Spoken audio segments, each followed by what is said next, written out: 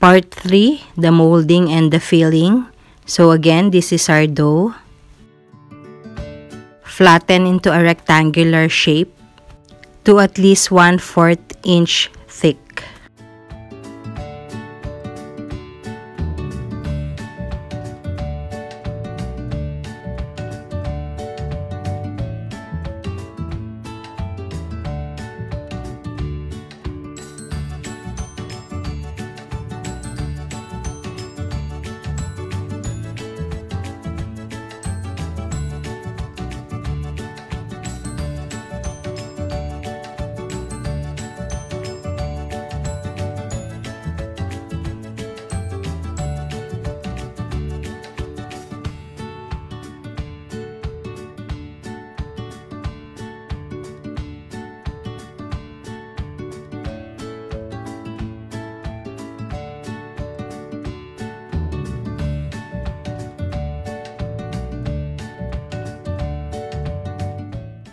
Roll it into a log, tacking every time you roll.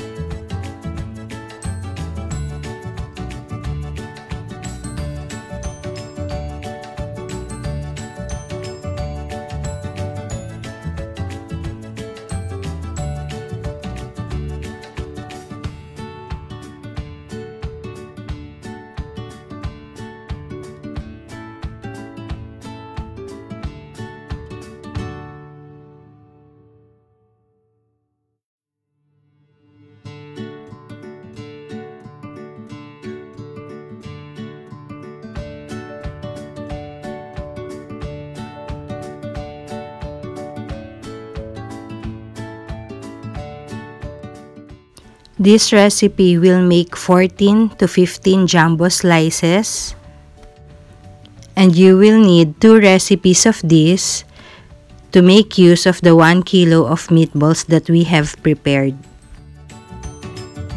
Those who will be selling, weigh your dough: 50 grams for regular size siopao, 70 grams for jumbo, and then for super jumbo, you will need at least 80 to 90 grams.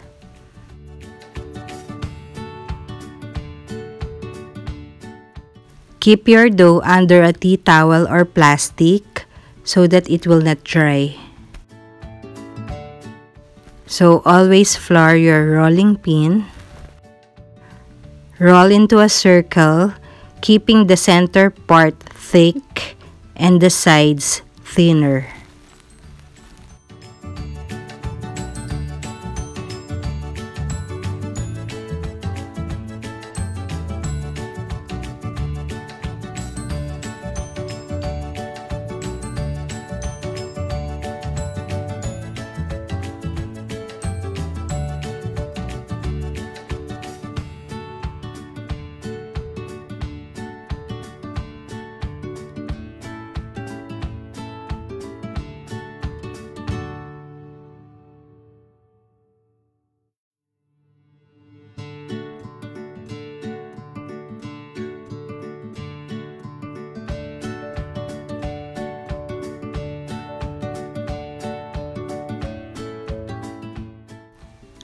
So I'll show you again.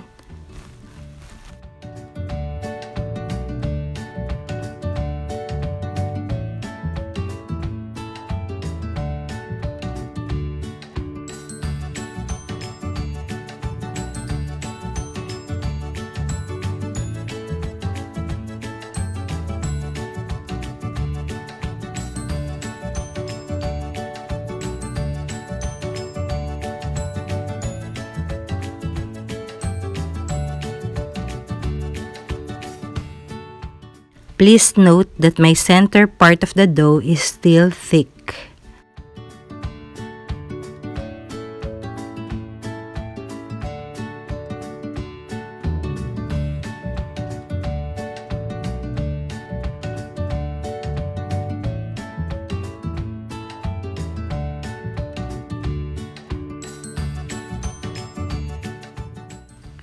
These are for my jumbo siopao.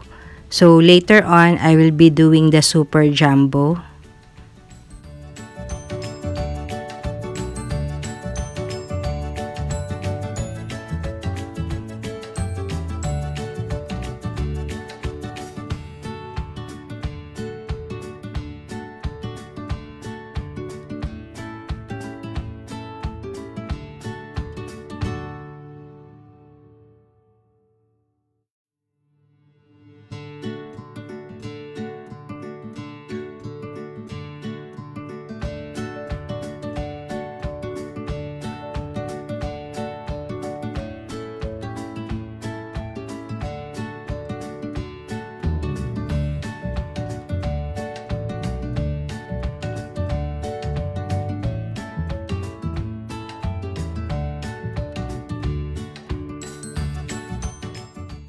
So for dusting my surface, I am using cake flour.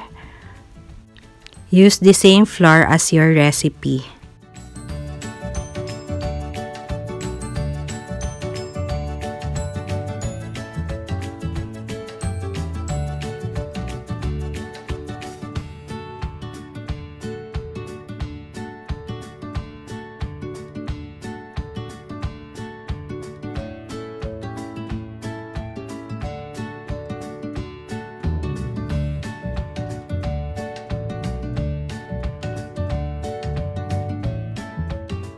So these are add-ons, boiled eggs, shiitake mushrooms, I'll just rehydrate later, and then your Chinese sausages that you will slice diagonally.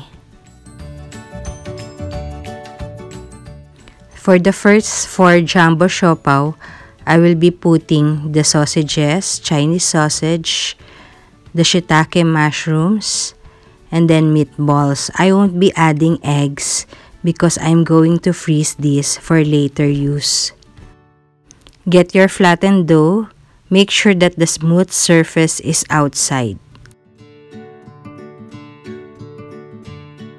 Reason why we place our sausages and mushrooms first is to avoid tearing our dough.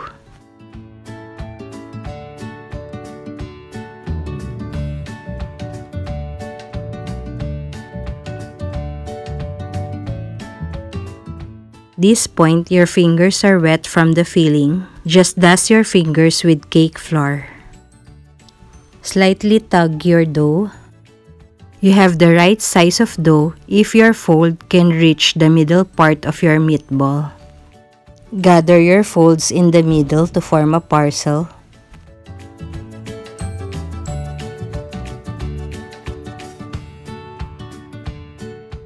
Make sure that your thumb doesn't leave the first fold.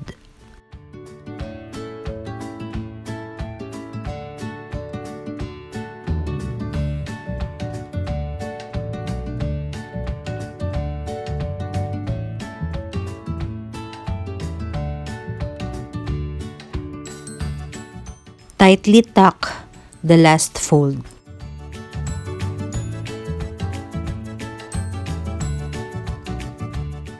I'll show you again. Smooth surface outside. You can experiment the placement of your filling, but for me this works best. Again, dust your fingers before folding.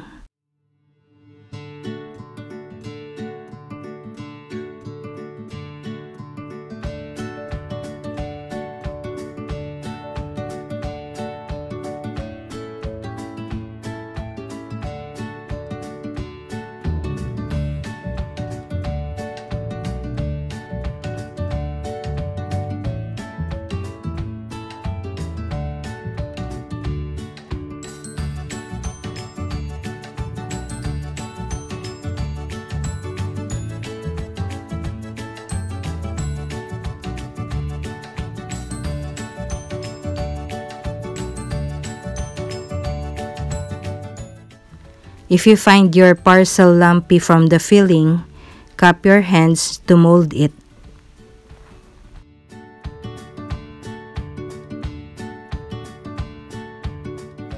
So for our super jumbo, we have our meatball, our Chinese sausages, our shiitake mushrooms, and then our egg. I'll just slice this into circles.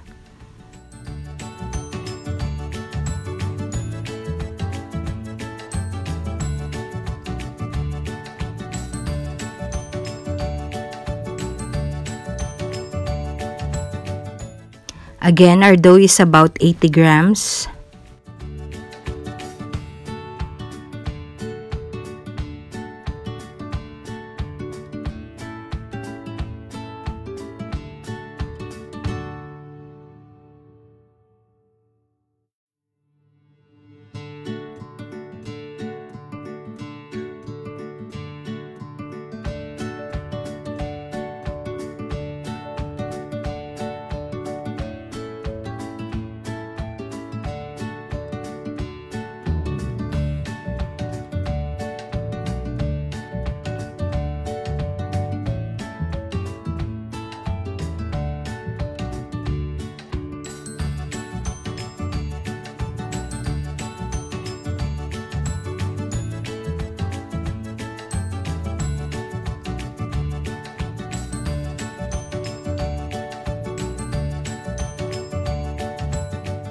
Always smooth surface outside.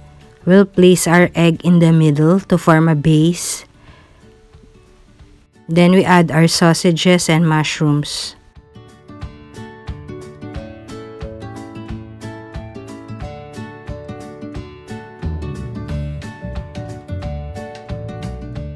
And our meatball.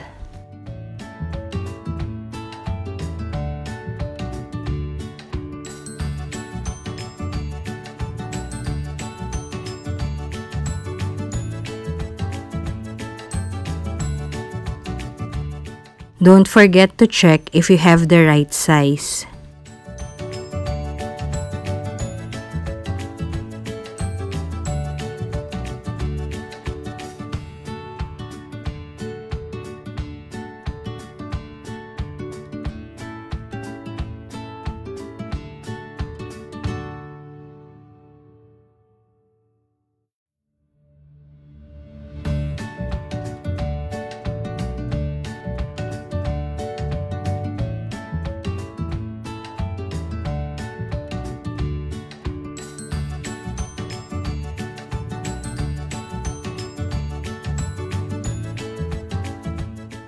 Again, I'm just cupping to remove the lumps.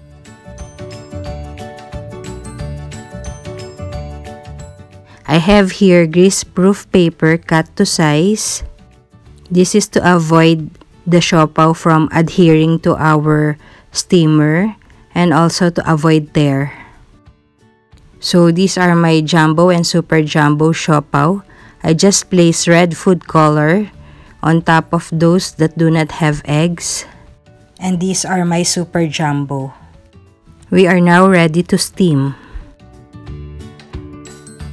For the jumbo, steam for 20 minutes. And then for the super jumbo for 30 minutes. To store, cool them first. Place them in your Ziploc bags, then freeze.